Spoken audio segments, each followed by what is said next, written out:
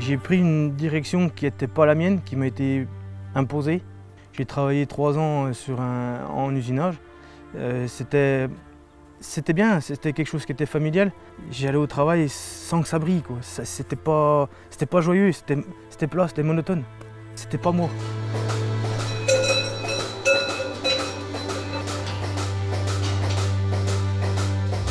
J'ai essayé où les directions m'ont fait prendre d'autres chemins. Et je suis revenu à ça.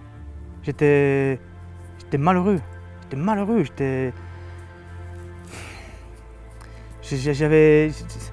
nageais à contre-courant. De se lever le matin sans voir le soleil, sans voir le jour, il y avait un manque. Alors, ce manque-là, quand j'ai rencontré ma femme et puis j'ai eu ma petite fille, on ne pense plus à soi, on pense au bien-être, au cocon familial. J'ai voulu tellement donner plus que ce que j'étais. Et je suis tombé, j'ai commencé à faire de la tachycardie, quoi. Les premières crises, c'était vraiment brutal. C'est un enfer. En me posant les bonnes questions, en me disant, là, je suis pas à ma place. C'est pas là que je dois être. J'ai mis, je pense que trop longtemps avant de prendre la décision de partir. Et effectivement, après, la tachycardie, où il y a eu les opérations, j'ai fait des choix que j'aurais pas fait, étant un peu sur la retenue ou pas. Il y a un moment où j'ai dit stop. Ce coup-ci, maintenant, si on tourne une page, on tourne toute la page.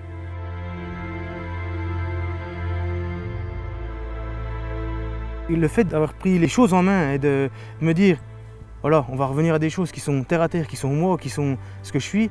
L'agriculture, la nature, les animaux, c'était à 200%, c'était tout ce que j'étais, quoi.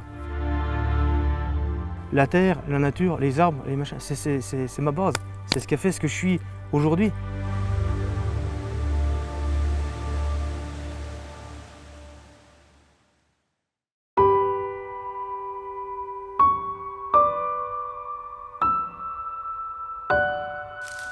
J'élève mes enfants aussi de respecter, parce que je pense que la nature, c'est facile de massacrer, par contre, de reconstruire et puis de comprendre pourquoi la nature interagit comme ça, c'est sur les générations à venir, c'est super important. C'est qu'on se rende compte que la forêt, c'est un poumon, ça me fait du bien, le calme, c'est apaisant. Il y a des animaux, il y a des oiseaux, toute la vie est là, quoi. Et qui se rendent compte de la valeur que ça a, en fait. C'est quelque chose qui est inestimable.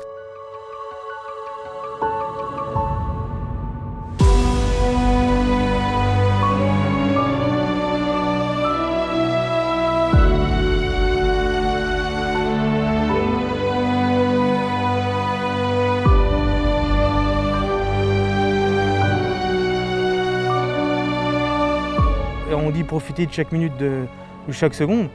Quand on regarde un animal, ouais, j'ai envie de ça, quoi. Que Céleste aime les animaux, en fait, ça amplifie en plus, ça. Parce que quand je vais au chenil avec la petite, et puis peut-être la deuxième, quand je la vois interagir avec les chiens, ça me fait penser à ce que j'aurais voulu étant gamin. Et des fois, c'est même elle qui me dit, bon, tiens, je voudrais aller voir les chiens. Sans qu'on leur donne à manger, sans qu'on est en balade. Elle me demande. Tu peux pas dire non, ça. C'est pas possible. Le fait que ma fille fasse ça avec des chiens, ça te fait péter le cœur. Hein.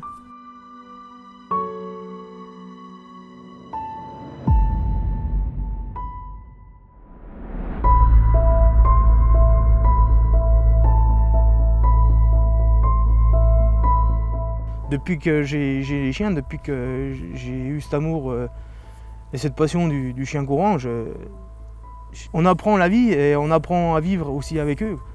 Et, une meute, c'est une famille.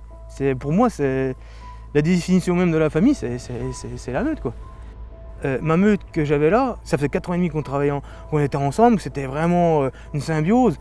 Les chiens, j'avais plus de collier, on partait, je serais parti au bout du monde.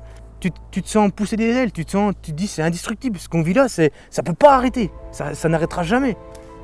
Et c'est vrai que quand la vie, elle te dit c'est fini, ben...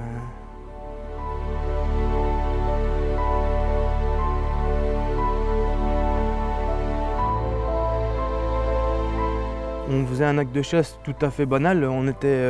On a rapproché des sangliers avec un ami.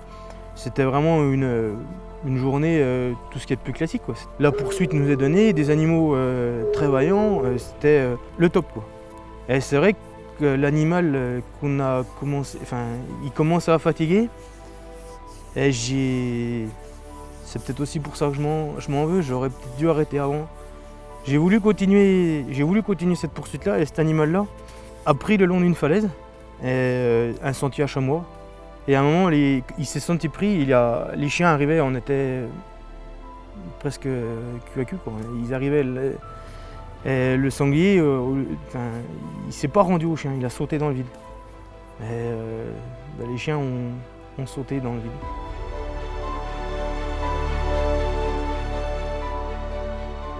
J'ai entendu tomber en bas, et il y a 3 chiens qui sautent, et c'est vrai que tous les autres chiens étaient enfilés à la queue leu, et je les ai rappelés, ces chiens-là. Ces chiens-là sont revenus. Sinon, je crois que je perdais toute ma meute ce jour-là. Alors toi, tu es sûrement dans cette falaise où il reste ces 3 chiens-là, mais eux, ils ont besoin de toi. Ils vivent pour toi.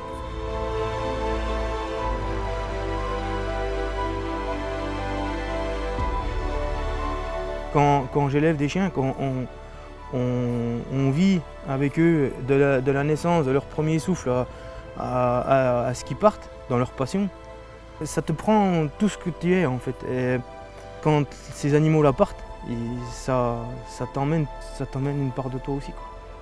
Tu sais, quand il a fallu que je dise à ma fille qui avait 4 ans, qui commence à concevoir les choses, à comprendre et à aimer aussi beaucoup, quand il a fallu que je dise qu'il y a un chien, que ce chien-là, il rentrerait pas au Schnitzel.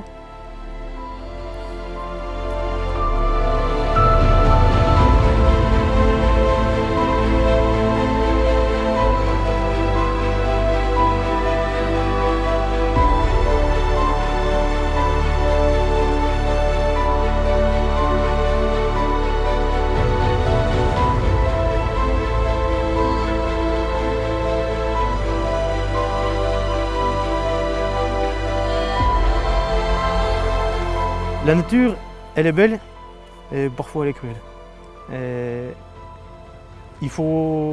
C'est un équilibre. Il faut composer avec elle et puis accepter aussi. Parce qu'on n'est jamais plus fort qu'elle, on ne sera jamais plus fort qu'elle.